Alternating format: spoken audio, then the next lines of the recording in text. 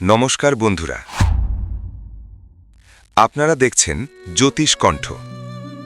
আগামী 23শে ফেব্রুয়ারি 2026 থেকে 2রা এপ্রিল 2026 এই সময়টুকু জ্যোতিষশাস্ত্রের ইতিহাসে এক অত্যন্ত বিরল এবং ঘটনাবহুল সময় হতে চলেছে।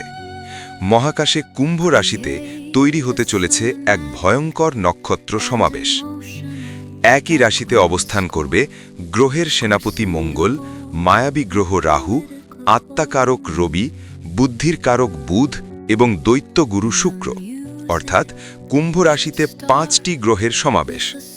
এর মধ্যে সবথেকে বেশি যে যোগটি আমাদের ভাবাচ্ছে তা হল মঙ্গল এবং রাহুর মিলন, যা জ্যোতিষশাস্ত্রে অঙ্গারক যোগ নামে পরিচিত। অঙ্গার মানে হল জ্বলন্ত কয়লা, আর এই যোগের প্রভাবে মানুষের মন ও মস্তিষ্ক ঠিক ওই ফুটন্ত লাভার মতোই অস্থির হয়ে উঠতে পারে। শুধু তাই নয়, রবির সাথে রাহুর সংযোগে তৈরি হবে গ্রহণ দোষ, এবং এছাড়া আরও থাকবে কাল সর্পদোষের উপস্থিতি। সব মিলিয়ে এই সময়টা কি আপনার জন্য সৌভাগ্যের দরজা খুলবে, নাকি ডেকে আনবে বড় কোনো বিপদ? আজকের এই বিশেষ ভিডিওতে আমরা লগ্ন রাশি ধরে ধরে জানব কাদের সাবধান হতে হবে। সম্পূর্ণ ভিডিওটি মন দিয়ে শুনুন, কারণ একটি ভুল সিদ্ধান্ত আপনার জীবন বদলে দিতে পারে। সবার আগে বোঝা দরকার এই অঙ্গারক যোগ আসলে কি। সহজ কথায়, মঙ্গল হলো আমাদের এনার্জি বা শক্তি, অনেকটা একটা শক্তিশালী হাতির মতো। আর রাহু হলো সেই শক্তি যা যে কোনো জিনিসকে ম্যানিপুলেট করে বা পাগল করে দেয়। যখন মঙ্গলের মতো শক্তিশালী গ্রহ রাহুর কবলে পড়ে, তখন সেই হাতিটি একটি পাগলা হাতিতে পরিণত হয়। এর ফলে কি হয়? মানুষের মধ্যে ধৈর্য কমে যায়, মাথায় রাগ, জেদ এবং ক্রোধ এমন পর্যায়ে পৌঁছায় যে মানুষ ইনস্ট্যান্ট অ্যাকশন বা হঠকারী সিদ্ধান্ত নিয়ে ফেলে। রাস্তায় চলতে চলতে সামান্য ধাক্কা লাগলে যেখানে সরি বললে মিটে যেত, সেখানে হাতাহাতি বা মারপিট পর্যন্ত হয়ে যেতে পারে। এই যোগের সাধারণ প্রভাব: 1. দুর্ঘটনা ও আগুন। যেহেতু এটি অগ্নিকারক যোগ, তাই এই সময়ে ইলেকট্রিক্যাল ইকুইপমেন্ট নষ্ট হওয়া, আগুন লাগা বা হঠাৎ চোট আঘাতের প্রবণতা বাড়ে। 2. সম্পর্কে ফাটল। স্বামী স্ত্রী বা প্রেমিক প্রেমিকার মধ্যে যে কথাগুলো আগে গায়ে লাগতো না, এই সময়ে সেগুলো তীরের মতো বিঁধবে এবং সেখান থেকে বড় অশান্তি তৈরি হতে পারে। 3. রক্ত সংক্রান্ত সমস্যা। মঙ্গল রক্তের কারক, তাই এই সময়ে রক্তচাপ, সার্জারি বা কাটা ছেঁড়ার যোগ বৃদ্ধি পায়। এখন প্রশ্ন হলো, এই যোগ কি সবার ওপর সমান প্রভাব ফেলবে? একদমই না। আপনারা যদি আপনাদের জন্মছক বা কুষ্টি খুলে দেখেন, আর সেখানে যদি দেখেন ম এবং র বা মা ও রা একসাথে লেখা আছে, তবে বুঝবেন আপনার জন্মছকে এই অঙ্গারক যোগ অ্যাক্টিভ আছে। যাদের জন্মছকে এই যোগ থাকবে, তাদের জন্য এই সময়টা সবথেকে বেশি ক্রিটিক্যাল। আপনাদের রাগ বা জেদ নিয়ন্ত্রণে না রাখলে বড়সড় বিপদ বা পুলিশি ঝামেলায় জড়াতে পারেন। আপনাদের সুইসাইডাল টেন্ডেন্সি বা নিজেকে ক্ষতি করার প্রবণতাও দেখা দিতে পারে, তাই খুব সাবধান। যাদের জন্মছকে নেই, তারাও কিন্তু এর পরোক্ষ প্রভাব থেকে মুক্ত নন। আপনার হয়তো মাথা ঠান্ডা, কিন্তু সামনের মানুষটি হয়তো এই যোগের প্রভাবে আপনার সাথে গায়ে পড়ে ঝগড়া করতে আসবে। তাই এই সময় অহেতুক ঝামেলা বা অন্যের সমস্যা ঘরে ডেকে আনবেন না।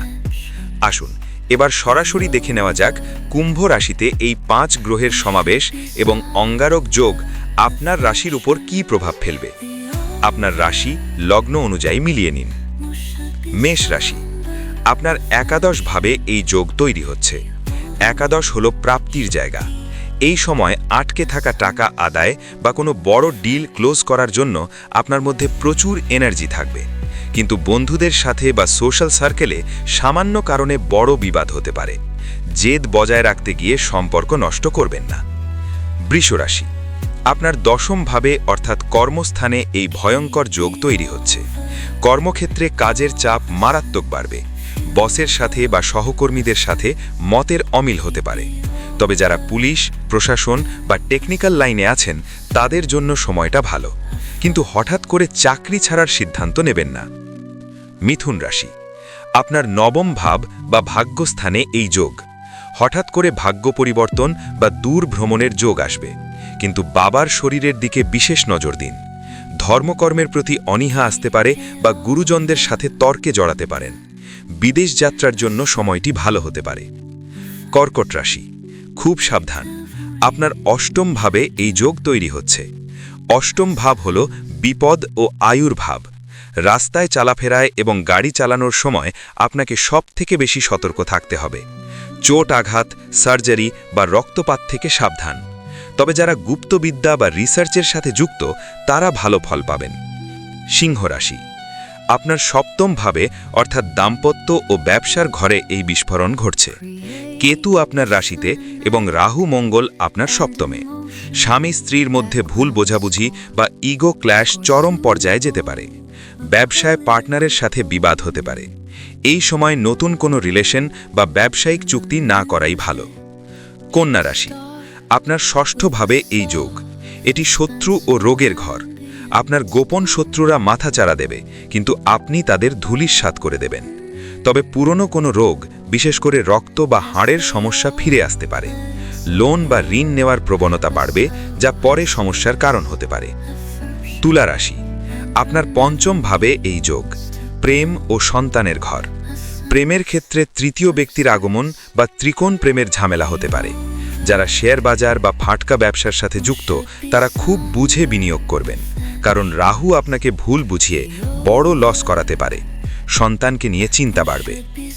বৃশ্চিক রাশি, আপনার চতুর্থ ভাবে এই যোগ, অর্থাৎ সুখ ও গৃহের স্থানে এই যোগ। বাড়িতে অশান্তির পরিবেশ তৈরি হতে পারে। মায়ের স্বাস্থ্যের অবনতি হওয়ার সম্ভাবনা প্রবল। জমি বাড়ি বা প্রপার্টি নিয়ে কোনো বিবাদ থাকলে তা বড় আকার ধারণ করতে পারে। বুকে বা হার্টের সমস্যায় যারা ভুগছেন তারা সতর্ক থাকুন। ধনু রাশি, আপনার তৃতীয় ভাবে এই যোগ। আপনার সাহস ও পরাক্রম প্রচুর বাড়বে। ভাই বোনের সাথে সম্পর্ক খারাপ হতে পারে।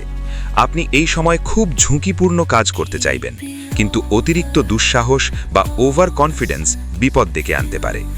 অনলাইন স্ক্যাম থেকে সাবধান। মকর রাশি, আপনার দ্বিতীয় ভাবে অর্থাৎ ধন ও বাণীর ঘরে এই যোগ। আপনার কথাবার্তা খুব কর্কশ বা তিক্ত হয়ে যেতে পারে, যার ফলে পরিবারের সাথে দূরত্ব বাড়বে। টাকা পয়সা আসার যেমন যোগ আছে, তেমনি হঠাৎ করে বেরিয়ে যাওয়ারও যোগ আছে। দাঁত বা চোখের সমস্যায় ভুগতে পারেন। কুম্ভ রাশি, সবথেকে গুরুত্বপূর্ণ, কারণ আপনার রাশিতেই এই 5 গ্রহ বসে আছে। আপনার মাথার ওপর দিয়ে এই ঝড় বয়ে যাবে। আপনার রাগ, জেদ এবং অস্থিরতা তুঙ্গে থাকবে। শরীরে আঘাত, বিশেষ করে মাথায় চোট লাগার সম্ভাবনা আছে। নিজেকে শান্ত রাখা এই সময় সবথেকে বড় চ্যালেঞ্জ। ভুল সিদ্ধান্ত নেওয়ার প্রবণতা থেকে বাঁচুন। মীন রাশি, আপনার দ্বাদশ ভাবে এই যোগ। খরচের হাত লম্বা হবে। অকারণে পুলিশি ঝামেলা বা আইনি সমস্যায় জড়াতে পারেন। ঘুমের সমস্যা বা ইনসমনিয়া দেখা দিতে পারে। তবে যারা বিদেশে সেটেল করতে চান তাদের হঠাৎ কোনো সুযোগ আসতে পারে। বন্ধুরা, গ্রহের এই অবস্থান দেখে ভয় পাবেন না, বরং সতর্ক হন। এই সময় ইনস্ট্যান্ট অ্যাকশন বা হঠকারী সিদ্ধান্ত নেওয়া থেকে বিরত থাকুন। প্রতিকার: 1. এই সময় মাথা ঠান্ডা রাখা সবথেকে জরুরি। 2. প্রতি মঙ্গলবার হনুমান চালিসা পাঠ করুন এবং শিবের আরাধনা করুন। 3. কোনো ঝগড়া বা তর্কে জড়াবেন না। মনে রাখবেন, নীরবতাই এই সময়ের শ্রেষ্ঠ কবচ। ভিডিওটি আপনার সেই বন্ধুদের সাথে শেয়ার করুন যারা হঠাৎ করেই রেগে যাচ্ছেন। হয়তো তারা এই যোগের প্রভাবেই আছেন। ভালো লাগলে লাইক দিন এবং আমাদের চ্যানেলটি সাবস্ক্রাইব করে বেল আইকনটি প্রেস করুন। দেখা হচ্ছে পরের ভিডিওতে। ভালো থাকুন, সাবধানে থাকুন।